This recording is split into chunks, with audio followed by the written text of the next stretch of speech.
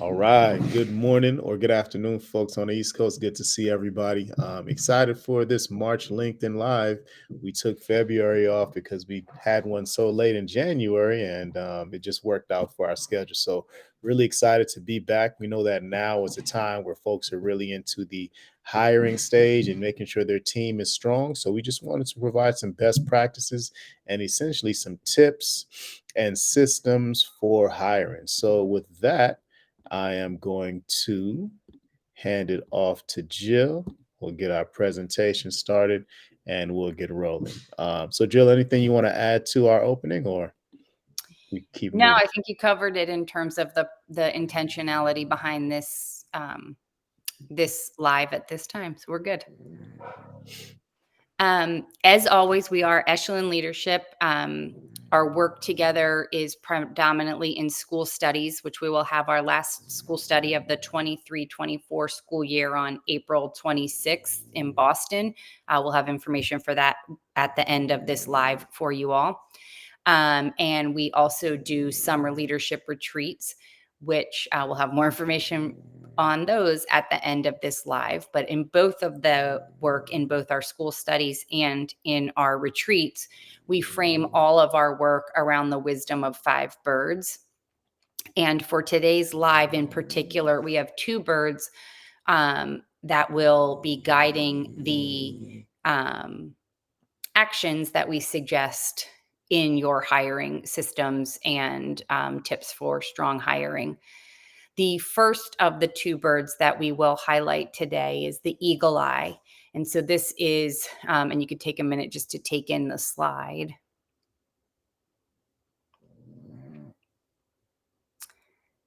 And most important right now is that the leader is really taking that high altitude view, seeing the vision for closing out the year strong and for building the team for next year, and really inspiring team members and beginning, if you haven't already, sort of your mid-year feedback, mid-year intent to return conversations, whether they're formal or informal. Those should be happening or have happened at this point, so you can start really really have a feel for what this team looks like at the eagle eye level, at the sort of what did they used to call it, the balcony view in Heifetz, I think it is. And I don't know if you want to add anything on eagle. The next one would be the feel good goose. So this is your really looking not just at the people on your team, but the cohesion in the teams within your team. The cohesion within either the content teams, the grade level teams, and really looking at what are teams' strengths in terms of the technical skills that they need to do their job, as well as what are their strengths in terms of their interconnectedness, the way they relate to each other and support each other to make sure that they are cohesive as a team within a team, the whole team is cohesive, and then also that the student experience for the children that are, say, in the third grade or going through your science department in middle school, that there is some form of cohesion that is felt at the student level. Yeah, and I just wanted to add on to this in a little bit right now because with so many different things going on at schools, so many I would say specialized interests at this time, whether it's hiring, testing, you might be changing buildings, but there's so much going on that feel good goose, whoever that is on your team or whoever embodies that on your team is very important to keep folks together with so many things going on. Absolutely agree. Um, Most of the tips that Anwar and I are going to give you today work if you already have some sort of system in place. So we are not going over how to set up your system for recruiting new teachers, for kind of growing the teachers that you currently have into leadership positions. We are not going over those systems, but we didn't want to leave you high and dry if you don't have systems. So if you don't currently have systems, or the systems that you have are too time intensive, or you're you're getting a large group of applicants in, but you're wasting time in that you're only maybe interviewing 4 out of 100 applicants, right? If you have problems in your systems similar to what I named, and there can be multiple other ones, you want to do a deep dive on the system that you have. We have, and we do some work with Jessica Lamb out of Jess Lamb Consulting. She will be doing 3 different trainings through, and the link is now in the comments. Thanks, Anwar. But if you're interested in strengthening any of these 3 pieces within your current system, you can sign up for a one-off 2-hour training that comes with pre-work and a 1-hour coaching. If you have or want your system sort of analyzed, et cetera, you can just reach out to Jess as well. Her contact will be through that same link to have somebody do sort of a systems check on your current hiring. So those are 2 different resources or 2 different ways if you've got a systemic level problem within the current system. Anwar, anything you want to add to that? Good. Okay. So the strategies we want to, one of the sets of strategies we want to do is what I like to call get past nice. And like I said in the previous slide, make sure first off, as a framework, audit your current system. In terms of what you have happening for folks in terms of point of applying till actually getting an offer or getting denied. Looking at your length of time, your communication points, where you're keeping or losing candidates. And my recommendation is that from soup to nuts, from start to finish, by the 4th touch point, you should be offering a person a role, or you should be, telling them that this isn't the right space for you. Big thing right now that I'm seeing across all of my schools is you're not usually bringing somebody in who's ready to go. Those hires are more rare at this time. So the question you're asking yourself is, can I grow this person? And present them with your PD plan to make them a strong team member. So part of your system should be that you've got some form of a framework for next year's PD that these folks will be going into, and making sure that you pull some of those strategies from your PD into your actual interview process with the person. The second thing, and I see most schools do one of the 2 of this, you want to give job-based practical assignments both before the interview and during the interview. And the reason for this is written in the actual PowerPoint here.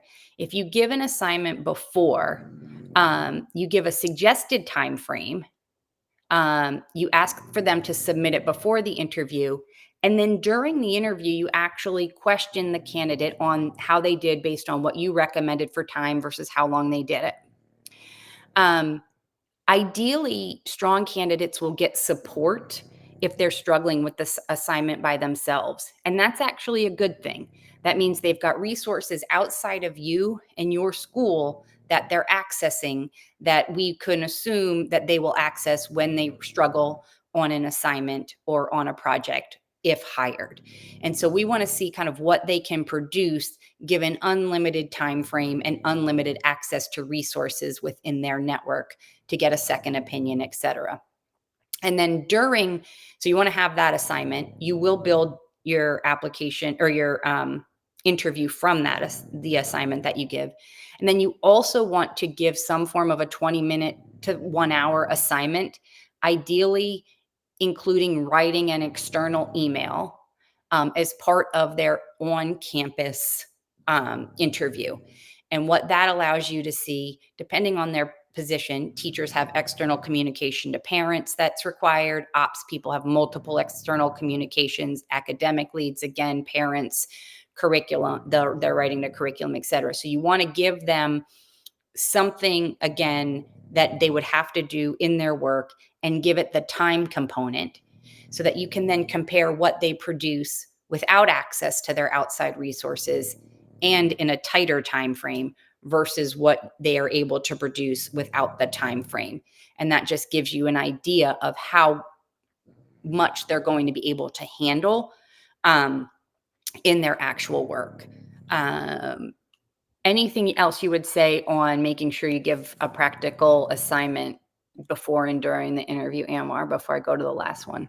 Yeah, I would just say like something that worked well for me when I was hiring teachers, not leadership staff, but with teachers, is the pre-work or the before would be prep for your lesson, plan a lesson, etc.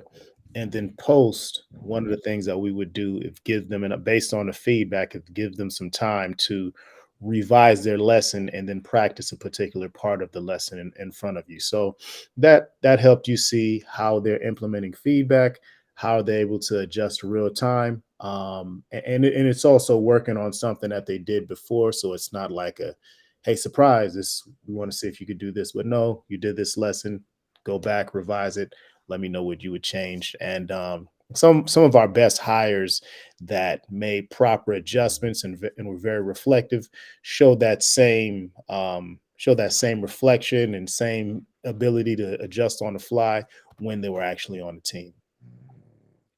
Agree. And I think that sort of goes to that second bullet point under audit your current system, which is you kind of already know where you're going to push most people when they come in. If they're struggling in management, there's usually two or three things you push them in. If they're struggling in their CFUs or their questioning or their engagement, there's usually two or three teacher moves that you push them in. So you should be ready with sort of a PD slide or something around this is how we do it here at our school. Now go make the revision. I would still add, though, make sure you then also tie in like yeah, now write up a letter to a parent about a way a kid was not on track or on track today, just so that you can really see the full circle of that person's sort of what they'd be responsible to in that role. But I do love the revise the plan based on what we actually saw you execute. Um, this last piece, I say watch and push on buzz language.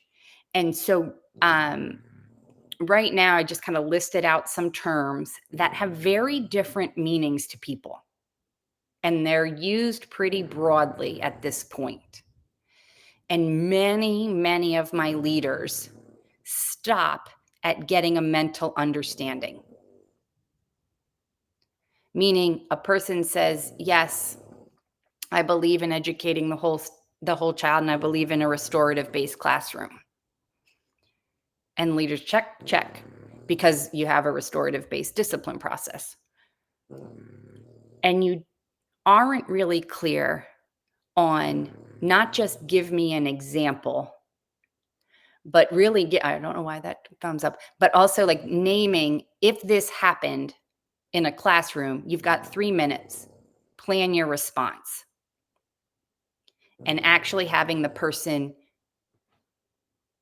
practice whatever they said they believed about a restorative based classroom or educating the whole child or ensuring that they have equitable instruction happening. So watch the buzz language. And sometimes beyond giving an example, I'll say, exactly what does that mean to you? Well, if this was happening, how would you? So I always try to get to the action. How does that person actually act in alignment with what they say their value system is? And just the push is think about your five senses. Usually it's something you can see them do, hear them say, or something they would create that you can literally touch or maneuver. You don't get much with smell or taste, but sometimes in science or art, you do get taste in the actual product that somebody produces. But what you're looking for when when you're trying to see if somebody's aligned to your values and your approach is very tangible pieces. Not sure if you have anything else you want to add there, Anwar. Yeah, and I would say, especially in regards to the buzz language, like be careful and not count people out if they don't explicitly say the buzz language, because there's a lot of Absolutely. folks who have been trained on what it is, know that they need to say these things, but in practice it might look totally different, or it just might be something they, maybe they did it a lot in college, or they went to workshops in college, but never had an opportunity to do it in front of actual real people. Um, so yes, I would just say like if someone doesn't come in with the particular buzz language, it doesn't mean, or if they don't say equity, they don't say DEI, like it doesn't necessarily mean that that doesn't live within them. We've just put a lot of names to certain things that people have done for years. A lot of this stuff isn't new, but we just put a name to it. And it's more comforting for us to say, oh, they said the name, so let's run with it. So that's my only thing about it, because a lot of these things will show up um, later on based on folks' experience, their exposure to it. Because everyone isn't like, especially with the DI stuff, everybody hasn't had like the same trainings or the same mindset. I actually learned that. Like, I didn't know what BIPOC was till 2021. And I was like, yo, what is this? It was like, oh, it's Black, Indigenous, and people. I was like, I never heard this. And I'm part of that group. I didn't know that this was a word, but and then it just showed up everywhere. So everyone's not necessarily in the same, has been exposed to the same things as everyone else. 100% agree. And that's where bullet point 3 helps. You're looking for how people, what they're really saying, what are they really doing, and how are they showing it? And they can be showing better alignment than someone who knows the actual language. Agree. If you've worked with me before or you've been in any of our other coaching pieces, this resource on distress, eustress is really helpful. And you could just go to the bell curve, page 2.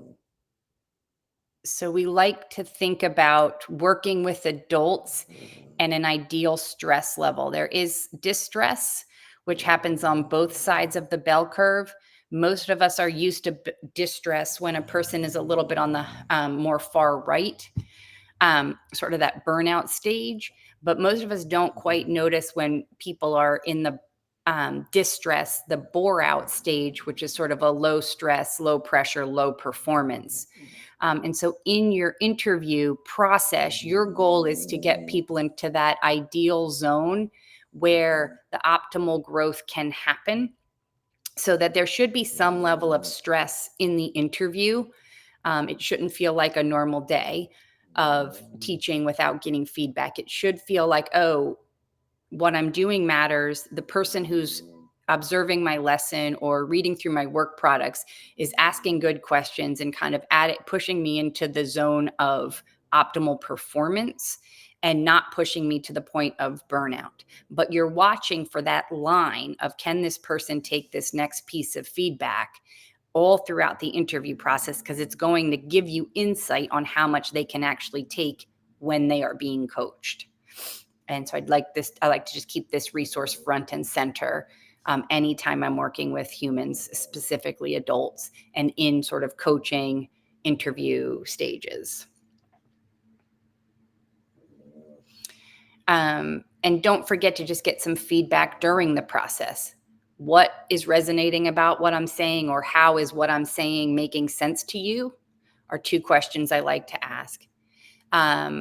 Tell me how you would put into action the words coming out of my mouth. So that kind of gets at that 3rd bullet point from the previous slides. And then I use, what did you like or not like about this part of the interview, or what was challenging, or what was your favorite part of this interview process? I think is really good to just ask those types of questions throughout the day. And it helps keep you in that green zone in the distress, eustress document. You are working with a human.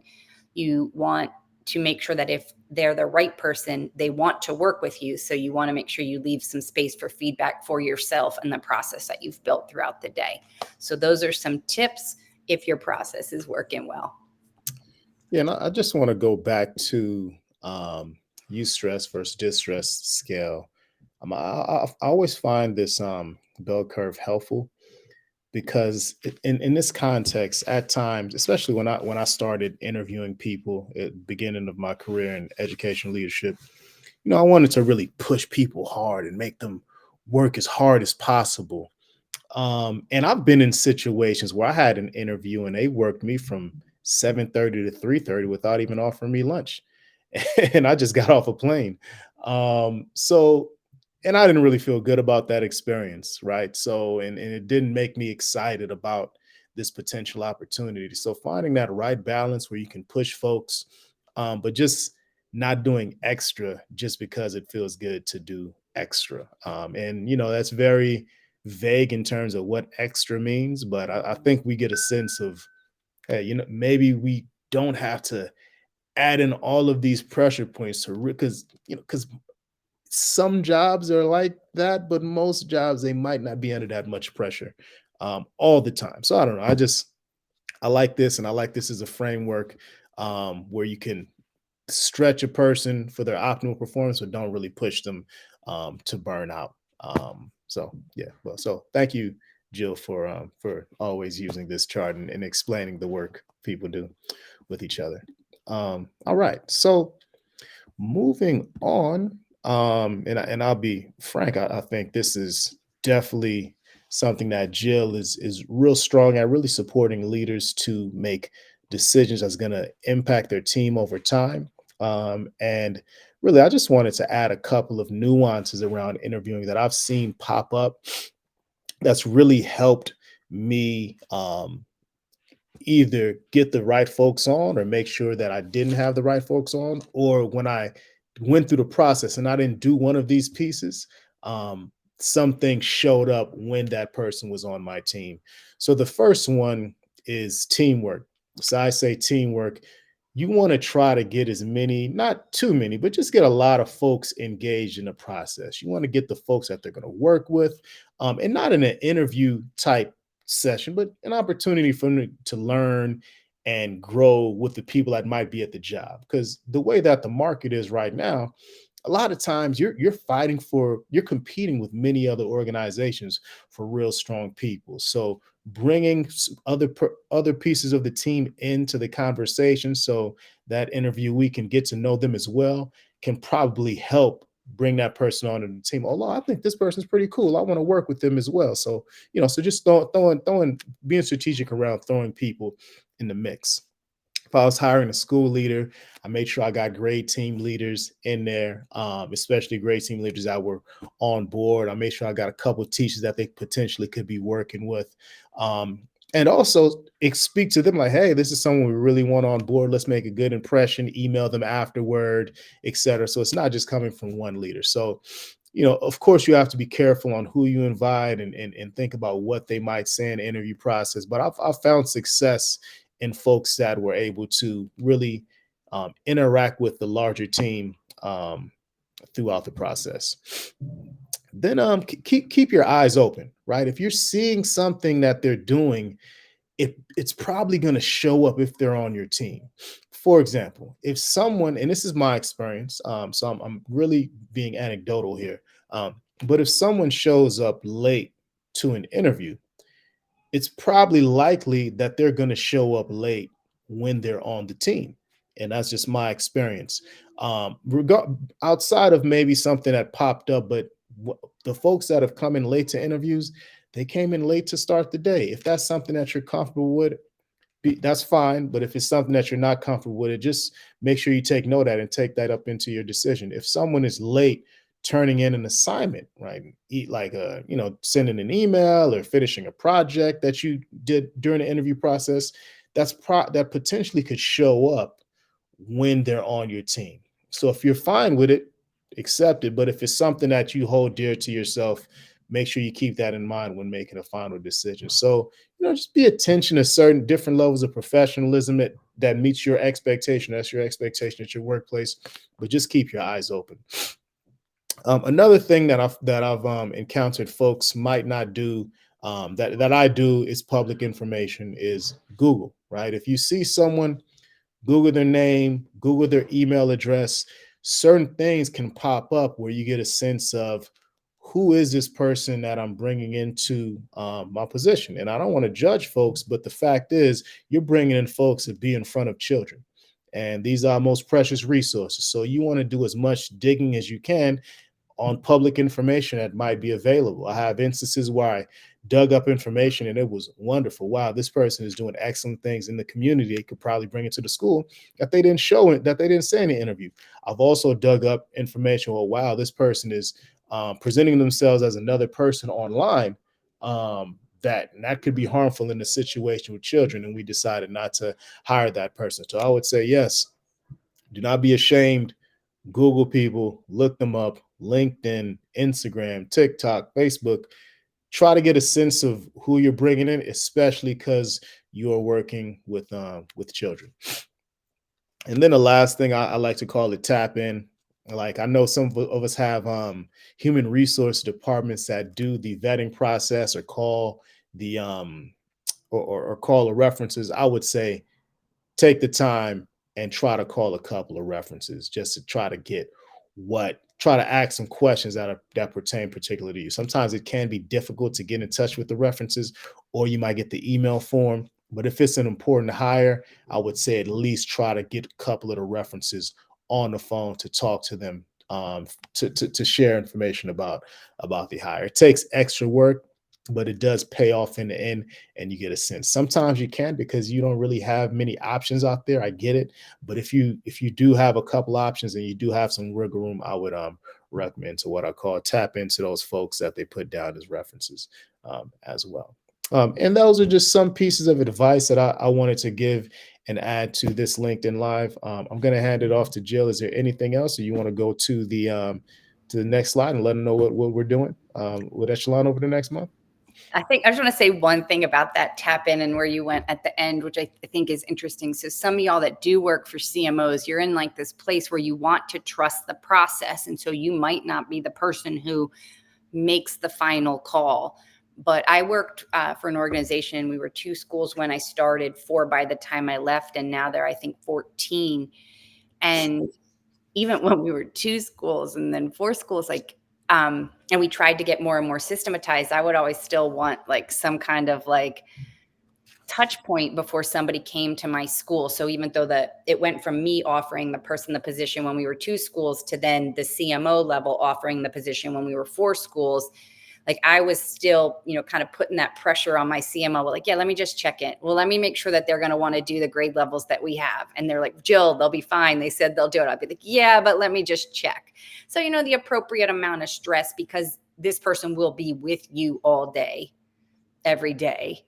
And the CMO, depending on your size, has the larger picture. So even when you have your system, yes, trust it, but also, don't be afraid to insert yourself because you will be the person growing them.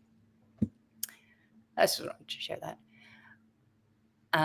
You want me to take this one or you got it? I'll do it. Yeah. So I'm really excited about our upcoming school study in Boston, looking at 2 dynamic and amazing schools that's been in the game and doing it for years. Brook Charter and Excel Academy, like very outstanding schools in the Boston area. So we're going to continue to send out information. Please register. Please sign up. We have about 10 spots left. So looking forward to get that school study up and running. The second piece is our leadership retreats. They're coming up over the summer. We'll start around May, June, and we'll do through July. But this is a great opportunity to align and build that cohesion as a team. Again, we'll be reaching out to folks, but if you're interested, please let us know and we can set up a call to talk through what that might look like for you and your team. On the Bridge Equity side, we have our curriculum launch, implementation, and coaching that I'm continuing to do and have some great partners this year. Really looking for partners for 24, 25. Jill mentioned a workshop from Jessica Lamb with the operations training and coaching. There's a lot of different workshops that they're offering. So we'll put that link. The link will be in the materials. It'll be on a YouTube page. We'll send it out in our emails, but really check out these trainers because we've heard a lot of leaders have gotten a lot from these trainers that have a big impact at their school. And lastly, huge shout out to Jill's Impact Leadership Cohort. Jill, are we still accepting applications for this term? Probably through this week if you'd wanted to join in for this 6-month cohort, but then transitioning March 15th, we're most likely going to be launching a year-long cohort starting in July. So we've been doing 6-month cohorts, but we're looking at a year-long one for next year. So I know people have been excited about that. I would say by March 15th, all websites will be up on Impact Leadership Cohort. As Anwar said, ops training is up now. And I did just want to highlight out of our retreats. I think it's extremely exciting. We had 2 schools in California that have done the retreats with us and then have worked with us in Oh, you stole that. I was gonna throw that in there, but I'll let you Where go, you throw Jill. it in, you didn't throw it Yeah, in. go Yes, ahead, Jill. so No, go ahead, go ahead. You already started. So the purpose of the retreat is really to do some soft skills with your team and then do the prep work to really lay out a foundation for 3, 6, and 9 months um, for different roles on the team so that they're working together. And so we just got word this last week, California did what's it called? The Distinguished School Award, 200 schools across the entire state of California.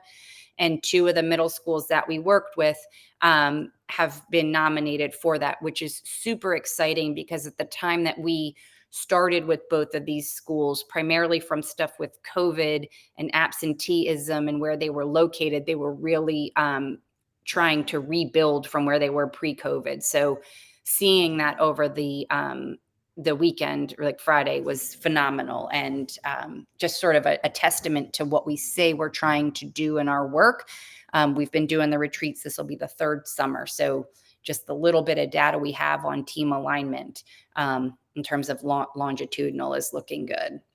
Yeah, let's go Vox and EQ2. Let's do it. Yes. All right. Well, that's it. Thank you all. And we'll see you next time.